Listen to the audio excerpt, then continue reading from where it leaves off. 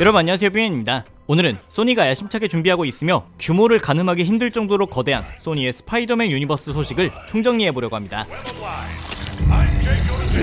우선 바로 어제 소니의 스파이더맨 유니버스의 신규 영화 마담 웹의 주인공 마담 웹 역으로 그레이의 50가지 비밀의 여주였던 다코타 존슨을 캐스팅했다는 소식이 공개되었습니다. 베놈 시리즈, 개봉 예정인 모비우스에 이어 주연이 확정된 몇 안되는 소니 스파이더맨 유니버스 신규 영화인 것인데, 사실 마담 웹이라는 캐릭터가 대중적으로 유명하지는 않기 때문에 소니가 만들기로 결정했다는 것만으로도 꽤 도전적이라고 느껴졌지만, 마담 웹이 원작에서 갖고 있던 영향력을 기억하시는 분들은 이 캐릭터가 소니의 독자 유니버스에 얼마나 큰 영향을 미칠지 기대가 큰 상황입니다. 일단 일반적으로 마담 웹이라 하면 카산드라 웹이라는 인물을 지칭합니다. 그녀는 태어날 때부터 중증 근무력증을 앓았던 인물로, 쉽게 말해 전신 골격근이 수시로 약화되는 병인데 때문에 앞을 볼 수 없고 심한 경우 호흡이 불가할 정도입니다. 그래서 이렇게 거미줄처럼 생긴 온갖 생명 유지 장치를 항상 장착하고 있는데, 하지만 그녀의 진면목은 바로 정신 영역입니다. 돌연변이 유전자를 타고난 카산드라는 타인의 마음을 읽거나 닥터 스트레인지처럼 영혼만 추출해 돌아다닐 수 있고, 무엇보다 미래를 보고 심지어 타인이 제대로 된 길을 걸어가고 있는지까지 알 수 있습니다. 그리고 마담 웹하면 함께 언급하지 않을 수 없는 한 가지 요소가 있는데, 바로 삶과 운명의 거미줄이라는 것입니다. 이는 하나의 건축물로 5차원의 공간에 만들어져 있는 3차원의 구조물인데, 멀티버스를 넘나들 수 있게 해주는 신비로운 장치이기도 합니다.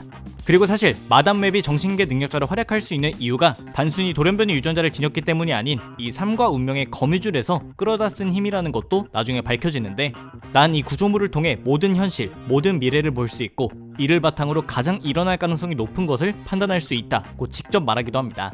게다가 슈퍼거미에 물려 스파이더 센스를 갖게 되는 멀티버스 너머의 스파이더맨, 스파이더 우먼, 스파이더 걸들도 전부 알고 보니 근본적인 힘은 이 삶과 운명의 거미줄에서 파생된 것이기도 했습니다. 그렇다면 1980년도 코믹스의 첫 등장 이후 늘 병약한 노인의 이미지를 하고 있던 마담 웹 캐릭터의 다코타 존슨을 어떻게 활용하겠다는 것인지가 의문인데, 아마 2대 마담 웹인 줄리아 카펜터를 활용할 것으로 보입니다. 줄리아 카펜터는 원래는 스파이더 우먼으로 활동하던 캐릭터로 거미독에서 추출된 특수물질을 주입받아 스파이더맨과 유사한 힘을 갖게 된 캐릭터였습니다.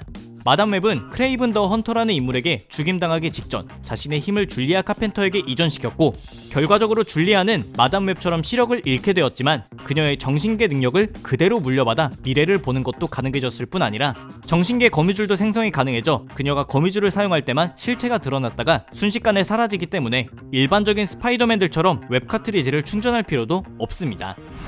한편 다코타 존슨이 줄리아 카펜터의 가능성이 높은 또 다른 이유는 원작 속에서 멀티버스 너머의 스파이더맨, 스파이더 우먼, 스파이더 걸들을 한자리에 모은 장본인이었기 때문인데, 당시에는 인헤리터라는 흡혈 종족과 싸우기 위해서였고, 공교롭게도 소니는 멀티버스를 영화에 적극 활용할 예정임을 베놈에서부터 조금씩 보여줬고, 또 모비우스라는 흡혈 기반의 능력자도 세계관 내 존재하는 상황입니다.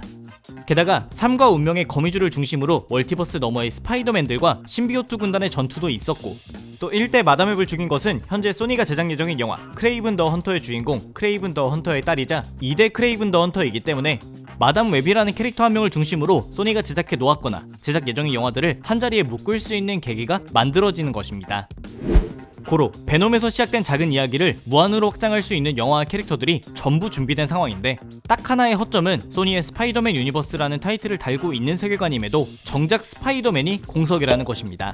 이 와중에 앤드류 가필드의 어메이징 스파이더맨 3편이나 샘 레이미와 토비 맥과이어의 스파이더맨 4편 등은 아직 팬들의 염원만 가득할 뿐 그 이상의 소식은 들리지 않는데, 그럼에도 모비우스 예고편에서 목격했듯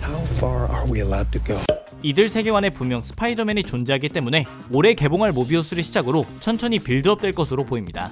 과연 누가 소니가 내세우는 스파이더맨 혹은 스파이더맨들이 될지는 모르겠지만, 강력한 소재들로 가득한 캐릭터 조합을 갖춘 만큼 작정하고 망치지 않는 이상 꿀잼이 될 수밖에 없지 않을까 하는 생각이 듭니다. 디즈니 마블의 MCU가 성장기에서 중장년기로 들어서고 있는 반면, 소니의 세계관은 이제 성장기의 시작이고 현재 슈퍼히어로계에서 가장 파급력이 큰 스파이더맨 타이틀을 등에 업고 있는 만큼 흥행적인 면에서도 큰 이점을 갖고 있다고 생각합니다. MCU 독주 시장에 새로운 바람이 불기를 기원하며 오늘의 영상은 여기까지였습니다. 재밌게 보셨다면 추천과 댓글 그리고 구독도 부탁드립니다. 감사합니다. 지금까지 삐맨이었습니다.